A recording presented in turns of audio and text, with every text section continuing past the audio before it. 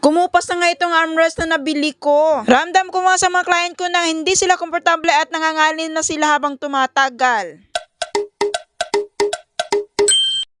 Kaya naging best talaga ako at bumili ako nitong bagong armrest na may stand. Di man ito yung pinapangarap kong armrest na ilalagay ko sa mini studio ko, pero okay na rin ito kaysa noong una kong binili. Ito yung hitsura niya, mas okay na okay siya kaysa doon sa pinakauna kong nabili. Ang presyo nga nito ay kalahati lang doon sa pinapangarap kong armrest, pero okay na rin ito. Stainless steel yung pinaka-stand niya, kaya hindi siya basta mababali kung mabigat na braso ang ipapatong dito. Kahoy yung pinakailalim niya at syempre may foam yan. At waterproof yung pinaka-cover niya at microfiber. Ito na nga yung luma kong armrest, kumupas na talaga siya. Sa armrest na ito, ramdam ko ang client ko na nangangalay na siya. Lalo na tumatagal ng 2 hanggang 3 oras. Depende ito sa design na gusto ni client. Kaya nga habang tumatagal, ramdam ko hindi na komportable ang client ko. Kaya pati rin ako nahihirapan. Kaya tamang-tama itong armrest na nabili ko dahil